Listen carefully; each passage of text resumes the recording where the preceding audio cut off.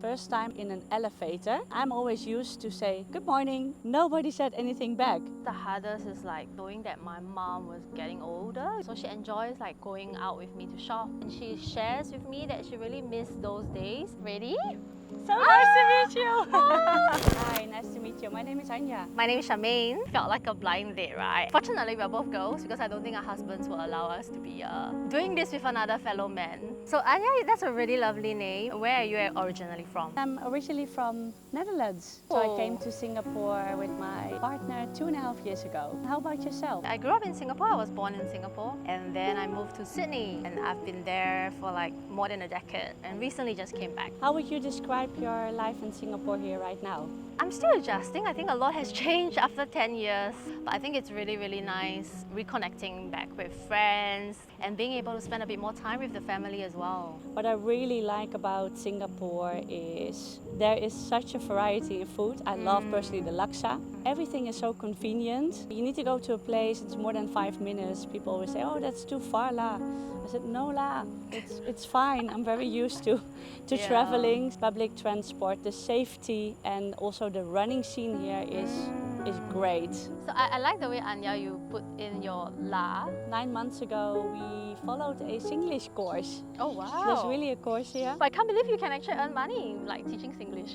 Yeah. That's interesting. And I think a lot of foreigners will be interested to learn it because it's actually quite fun, right? It's not something that you think too much about until when I went to Australia. I bumped into someone from Singapore who's there on a holiday. First time I heard the Singlish that they were speaking, I just felt a sense of warmth. I was like, oh, that's a Singaporean. So Anya, when you moved to a new country, have you ever felt like an outsider?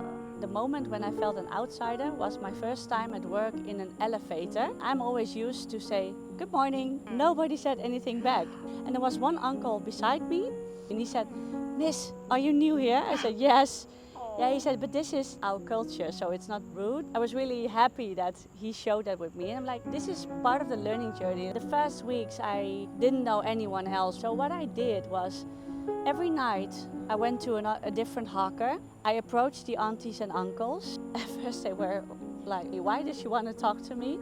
And when I explained that I was new and I would love to hear their stories and Singapore's life, they were actually quite open. They love it, by the way. I think that's quite brave of you. You really showed a lot of genuine curiosity. While you were in Australia, what was the hardest part for you? I think the hardest is like knowing that my mom was getting older, so she enjoys like going out with me to shop, to eat together, and she shares with me that she really missed those days. And I'm just so conscious that as she gets older, you know that maybe there's a time limit to how long you can be away for. I have one brother and he's always teasing me. You're never at my birthday specifically. It sounds like a joke, but I know that there's a truth in it. The hardest part, I must say, is missing family and friends. Do you feel like the feeling of as an outsider make you feel more lonely or excited, or a mix of both? In the end, I think it's more excited because if you do have that open mindset, you will get to know a lot of people. Like the Australian churches over there, they have social hangouts. When I was there to actually meet single guys, but ended up meeting a really awesome lady who's also there for the same reason. And then we became best friends. She ended up being my bridesmaid, actually coming to Singapore for our wedding. Oh, that's lovely. So yeah, you form like really lifelong friendships there, and who would have thought it happened just through putting yourself in different environments. Yeah, absolutely. What was the one moment that made you feel like you start to belong now more in this community? I'm a runner and I had no idea that the running scene here was that big. One of the best parts was when I was invited during Chinese New Year to join a steamboat party at one of my running friends at their home. And that was where I felt like, okay, now I really belong here. So Charmaine, I'm curious, how does home feel for you?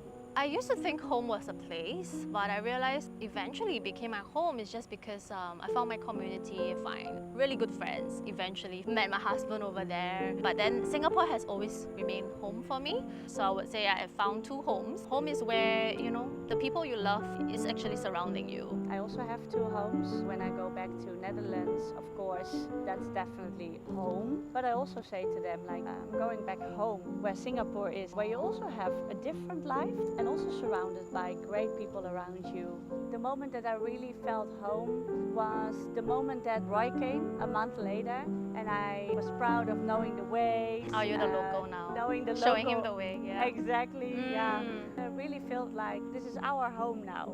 If someone moves here tomorrow, what's your advice going to be? Most importantly, have an open mindset, be proactively, and also be patient. Meeting new people, going out, not staying at home the whole day. That really helped. Make Singapore a home faster. My parents came over. They said to each other, "Wow, this is a crazy city, well, isn't it?" And Roy and I were laughing, and we said to each other, "Yeah, Mom, Dad, this is our home."